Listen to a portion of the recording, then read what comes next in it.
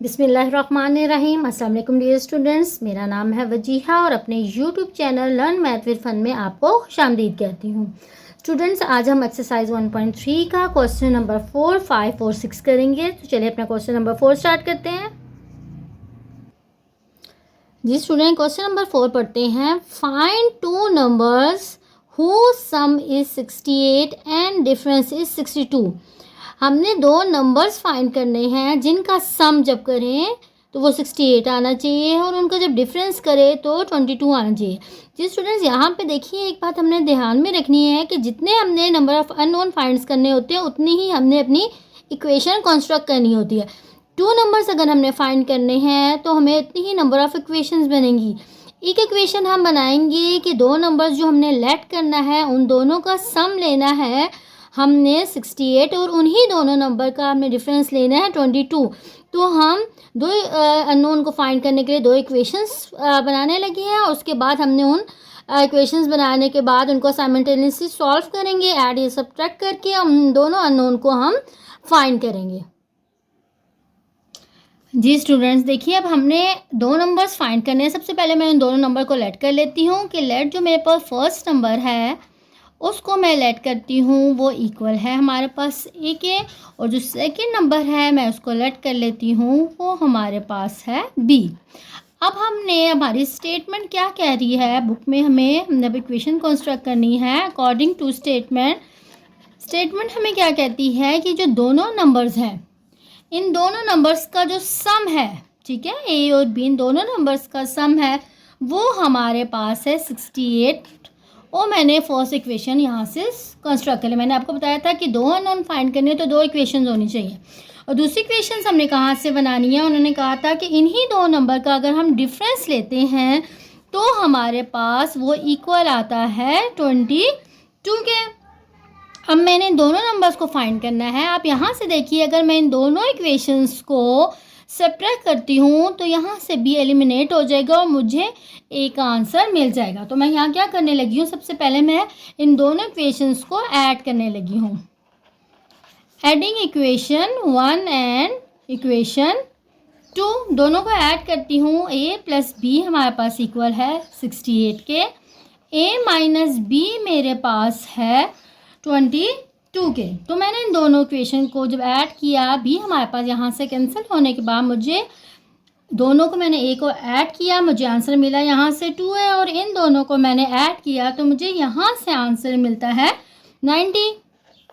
ठीक है, अब हम यहाँ से इजीली ए का आंसर निकाल सकते हैं। ए को यहीं रहने दें और 2 उसके नीचे जाके डिवाइड हो जाएगा। यहाँ से कटिंग होने के बाद मुझे ए का आंसर 45 मिल गया। मुझे एक नंबर ए मिल चुका है।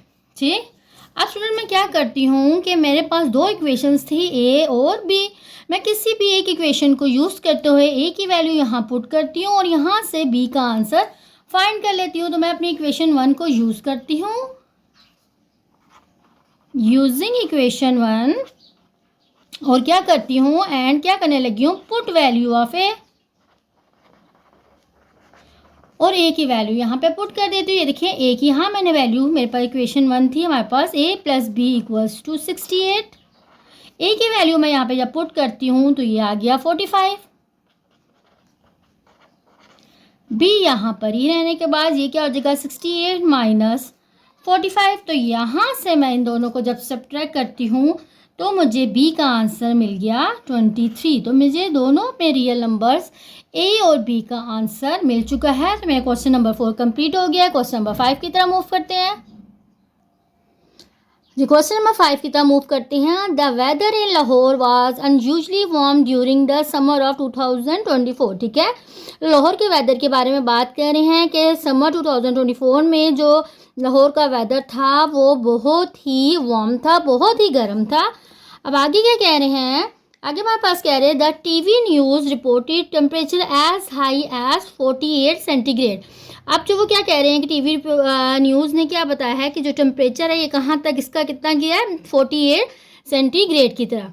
बाय यूजिंग फार्मूला, हमने ये फार्मूला यूज़ किया है फ़ारेनहाइट का, ठीक है। करेंगे find the temperature as Fahrenheit. देखिए टेम्परेचर हमने गिवन है सेंटीग्रेड में, ठीक है। हमने अपनी सेंटीग्रेड के टेम्परेचर को कन्वर्ट करना है फ़ारेनहाइट में, हमने टेम्परेचर अपना फ़ारेनहाइट में शो करना है।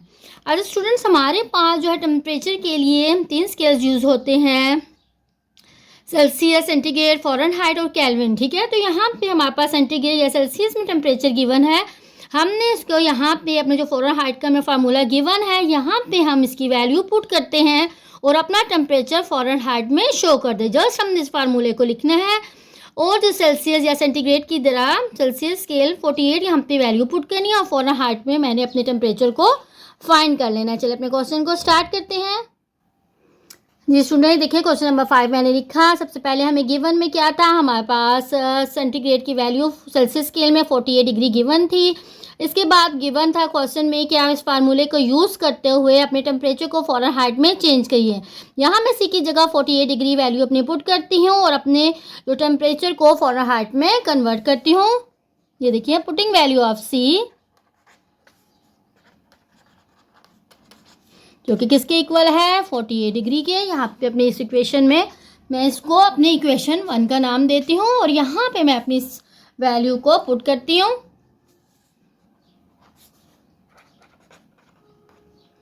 जी ये देखिए फ़ारेनहाइट स्केल में हमारे पास वैल्यू गिवन है, यहाँ पे मैं वैल्यू पुट करने लगी हूँ 48 डिग्री प्लस 32, ठीक है। सबसे पहले मैं क्या करती हूँ 9 को 48 के साथ मल्टीप्लाई करती हूँ तो यहाँ से मुझे आंसर मिल जाएगा 432 डिवाइडेड बाय 5 प्लस 32। यहाँ से मुझे इसका आंसर मिला। अब मैंने 432 को 5 से डिवाइड करने लगी हूँ। 432 को मैंने 5 से डिवाइड किया, मेरे पास आंसर निकला 86.4। अब मैंने एंड पे क्या करना है, इन दोनों को ऐड कर लूँगी और इन दोनों को एडिंग के बाद मुझे आंसर मिलता है 118.4 फ़ारेनहाइट में मुझे इसका आंसर मिल गया। तो मैंने अपने टेम्परेचर को फ़ारेनहाइट में चेंज कर दिया है। नेक्स्ट 6 क्वेश्चन की तरफ मूव करते हैं। जी स्टूडेंट्स ये देखिए क्वेश्चन नंबर 6 पढ़ते हैं। The sum of the ages of the father and son is 72 years. अब यहाँ पे क्या बात हो रही है, एज के बारे में बात हो रही है। फादर और सन की एज के बारे में बताया जा रहा है कि जब फादर और सन की दोनों की एजेस को मैं ऐड करती हूँ तो मुझे आंसर मिलता है 72, ठीक। तो मैंने इस तरह से अपने फादर और सन की एज को लेट करना है कि जब मैं उन दोनों का सम करूँ तो मुझे रिजल्टिंग आंसर 32 मिलना चाहिए, ठीक है। तो मैं इस तरह से दोनों की एज को सबसे पहले लेट कर लूँगी। उसके बाद क्या कह रहे हैं 6 ईयर्स अगो, 6 साल पहले, 6 साल पहले की बात करें कि 6 साल पहले जो फादर्स एज थी, जो फादर की एज होगी जब हम 6 ईयर पहले निकालेंगे, फादर की age was 2 times the age of the son. यानी जो मैं 6 ईयर्स बिफोर जब मैं फादर्स की एज लिखूंगी मैंने उसको किसके इक्वल रखना है 2 टाइम, यानी 2 टाइम्स मीन्स 2 को मल्टीप्लाई कर देना है सन की एज से जो कि 6 ईयर्स अगो थी, ठीक है। उसके बाद जो मैं इक्वेशन बनाऊंगी उसको सॉल्व करने के बाद मैंने 6 ईयर्स अगो 6 साल पहले जो सन की एज थी उसको कैलकुलेट करना है, ठीक है। स्टूडेंट समझ आ गया आपको। सबसे पहले हम क्या करेंगे, सबसे पहले जो हमें कंडीशन जैसे जैसे हमने वैल्यूज़ दी होती है हमने उसके मुताबिक उसको सॉल्व करना होता है। सबसे पहले हमने फादर और सन की एज को इस तरह सेलेक्ट करना है कि उन दोनों की एज को अगर मैं सम करूँ तो आंसर 72 बनना चाहिए।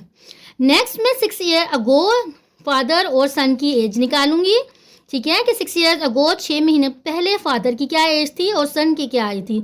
देन उसके बाद मैंने इक्वेशन कंस्ट्रक्ट करनी है कि जो फादर की एज है वो इक्वल होगी 2 टाइम्स सन की एज से, ठीक है। फाइंड करने के बाद मैंने फादर की एज और जो उसकी सन की एज थी 6 ईयर्स अगो वो कैलकुलेट करूँगी।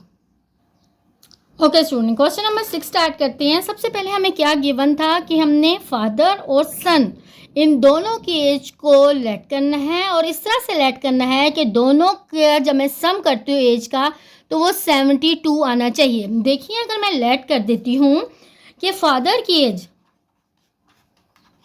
लेट करती हूँ कि फादर की एज अगर मेरे पास ए है, ठीक, और अगर मैं सन की एज को लेट करती हूँ, सन की एज को अगर मैं लेट कर लेती हूँ 72 माइनस ए, तो ज़रा रफ में चेक करके देखते हैं हमें कंडीशन क्या गिवन थी कि फादर की एज और सन की एज दोनों का सम करती हूँ। फादर की एज प्लस सन एज, इन दोनों का सम करने से मुझे आंसर मिलना चाहिए 72। तो मैंने फादर की एज और सन की एज इन दोनों का सम किया तो मुझे आंसर 72 मिल गया। इट्स मीन कि मैं इसको ऐसे लिख सकती हूँ, ठीक। तो मैंने फादर की एज क्या लेट की कि वो ए है, और सन की एज मैंने क्या लेट की 72 माइनस ए, तभी इन दोनों का सम मुझे 72 देगा, ठीक है। अपनी फर्स्ट जो मेरे पास पॉइंट था मैंने उसके मुताबिक, अपनी फर्स्ट कंडीशन के मुताबिक कि दोनों का सम 72 आना चाहिए, उसको यूज़ करते हुए फादर और सन की एज मैंने सबसे पहले लेट कर ली। उसके बाद अब हमने क्या नेक्स्ट हमें क्वेश्चन में डिस्कस किया हुआ था, बताया हुआ था कि 6 ईयर्स अगो फादर और सन की क्या एज होगी, ठीक है। देखिए अब मैं लगाती हूँ 6 ईयर्स अगो, ठीक है। 6 ईयर्स अगो तो हमारे पास फादर की क्या एज होगी,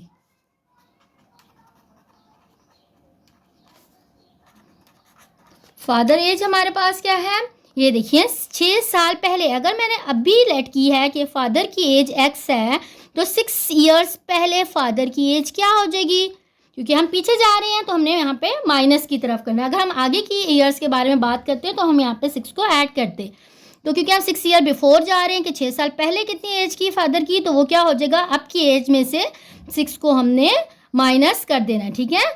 तो इसी तरह सन की एज क्या होगी, सन्स एज 6 ईयर अगो, जो अभी एज है सन की, जो सन की एज थी उसमें से हमने 6 को माइनस कर देना है, तो हमें सन की भी एज मिल जाएगी।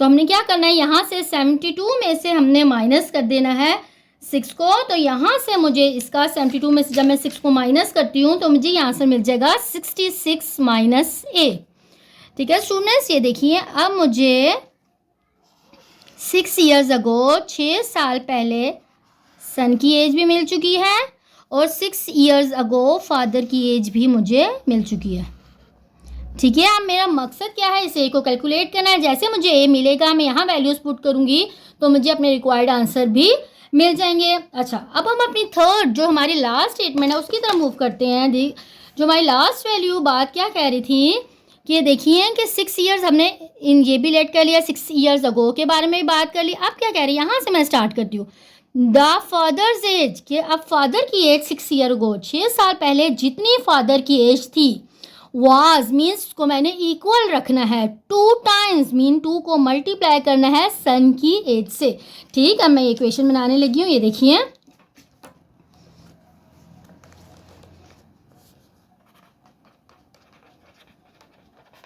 अकॉर्डिंग टू स्टेटमेंट के मुताबिक मैं क्या लिख सकती हूँ। स्टेटमेंट मुझे ये कह रही थी कि 6 ईयर्स अगो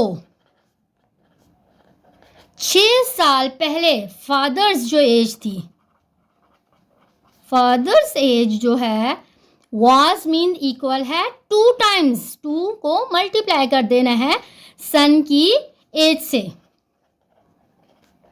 ठीक है। ये 6 ईयर्स अगो की हमने एजेस यहाँ पे पुट करनी है। 6 ईयर्स अगो हमारे पास फादर की एज क्या थी, देखिए 6 ईयर अगो फादर की एज हमारे पास थी ए माइनस 6, यहाँ पे मैंने ए माइनस 6 पुट कर देना है 2 टाइम्स, और 6 ईयर्स अगो मेरे पास सन की एज क्या थी 66 माइनस ए, ठीक है स्टूडेंट्स। यहाँ से हमने इसको मल्टीप्लाई करना है 2 को 66 से, हमारे पास आ जाएगा 132 माइनस, इसी तरह हमने इसको मल्टीप्लाई कर देना है।